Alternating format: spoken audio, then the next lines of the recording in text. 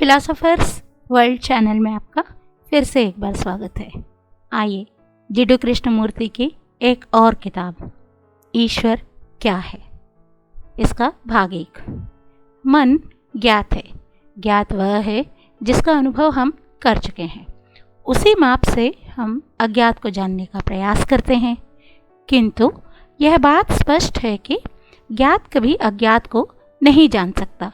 यह केवल उसी को जान सकता है जिसका अनुभव इसने किया है, जो इसने सीखा है, संचित किया है।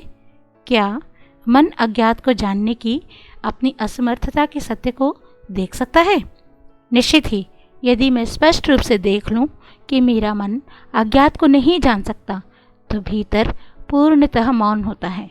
यदि मुझे ऐसा लगता है कि मैं ज्ञात की क्षमताओं से अज्ञात पर पकड़ बना सकता हूँ, तो मैं बहुत शोर मचाता हूँ, बातें करता हूँ, मैं इस तक पहुँचने का कोई मार्ग खोजने का प्रयास करता हूँ। परंतु यदि मन को अज्ञात को जानने हेतु अपनी पूर्ण अक्षमता का एहसास हो जाए, यदि इसे इस बात का बोध हो जाए कि यह अज्ञात की ओर एक कदम भी नहीं बढ़ा सकता, तब क्या होता है? तब वह चुप हो जाता है। यह हताश नहीं है, अब यह कुछ भी नहीं खोज रहा है।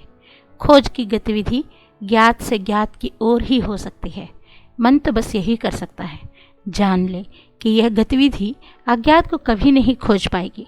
ज्ञात की ओर से की गई प्रत्येक चेष्टा ज्ञात के क्षेत्र में ही होती है।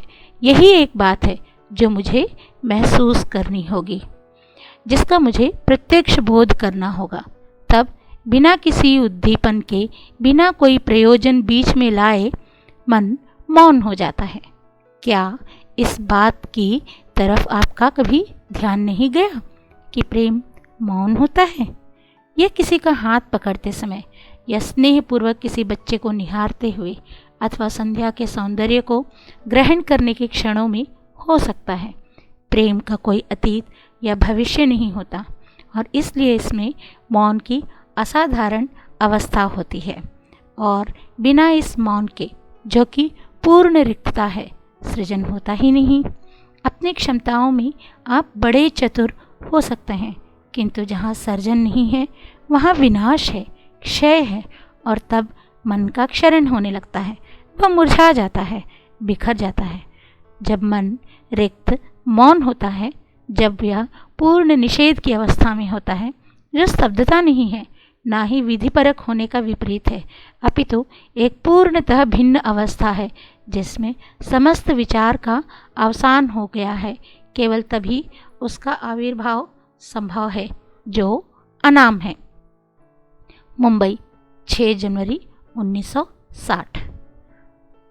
ईश्वर पुस्तक का अंश 2।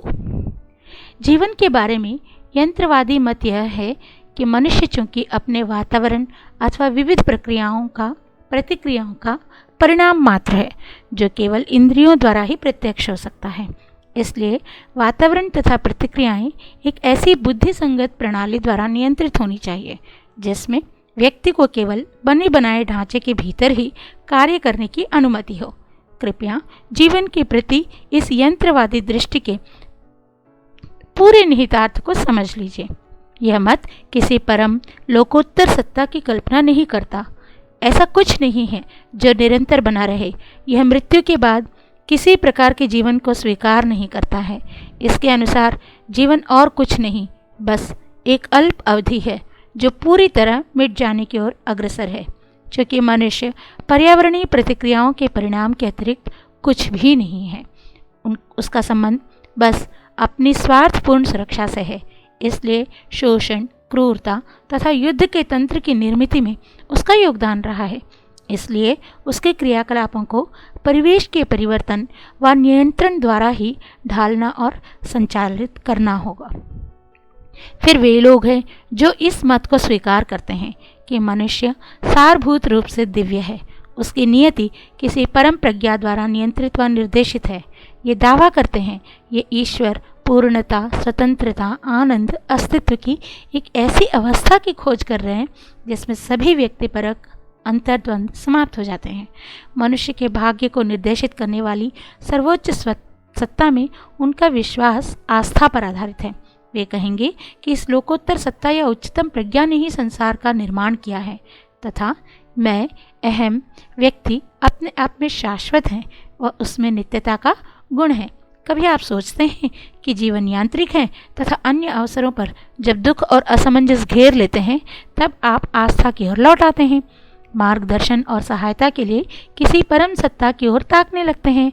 आप इन दो विपरीत ध्रुवों के बीच डोलते रहते हैं, जबकि इन विपरीत ध्रुवों के भ्रम को समझकर ही आप स्वयं की सीमाओं तथा अटकावों से मुक्त कर सकते हैं। आप प्रायः कल्पना कर लेते हैं कि आप इनसे मुक्त हैं, किंतु आप उनसे मूलभूत रूप से मुक्त तभी हो पाते हैं जब आप इन सीमाओं के निर्माण की पूरी प्रक्रिया को समझ लेते हैं और इनका अंत कर देते हैं। आप यथार्थ को जो है उसे तब तक उसकी व्यापकता में नहीं समझ सकते जब तक अज्ञान की अनादि प्रक्रिया जारी है। जब यह प्रक्रिया थम जाती है, जिसने अपनी लालसा की ऐच्छिक गतिविधियों से स्वयं को बनाए रखा था, तब वह विद्यमान होता है, जिसे कोई चाहे तो यथार्थ, सत्य, परम आनंद कह सकता है। एडिंगटन, पेंसिल्वेनिया, 12 जून 1936।